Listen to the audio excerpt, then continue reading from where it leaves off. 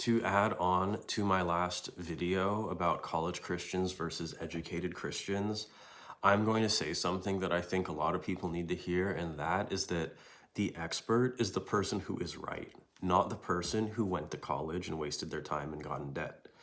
So, and that is why, Jesus criticized the scribes and the Pharisees all the time because they had all these man-made doctrines that they added to scripture.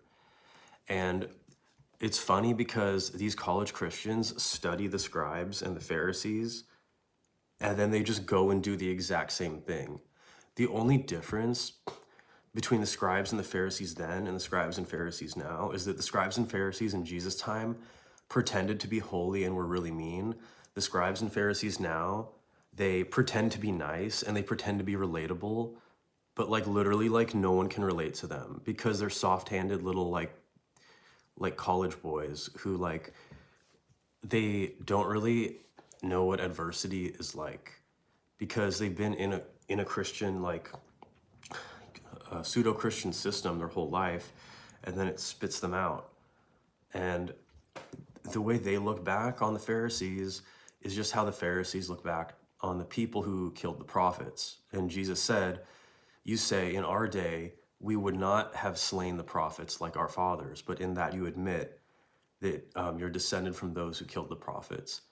And that is exactly what the college Christians do, is they sit in the seat of the Pharisees.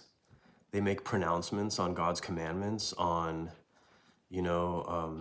eschatology, soteriology, how to evangelize, and they think holiness is a dirty word.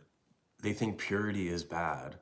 They always try to contextualize everything to make it more appealing, and then they criticize the people who are most obviously bad, like the mega churches, the gay churches, and all that stuff, or Democrats, or liberals, or Muslims, or Catholics, but they don't look into their own churches because they think that because they have good doctrine, that their church isn't corrupt.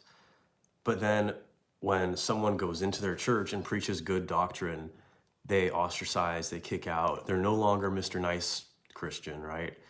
And that is why the Bible is written about you, where it's like, the point of the Pharisees in the Bible is not for you to be like, oh, the Pharisees back then were bad, or like, oh, these people out there are bad. It's like, how am I a Pharisee?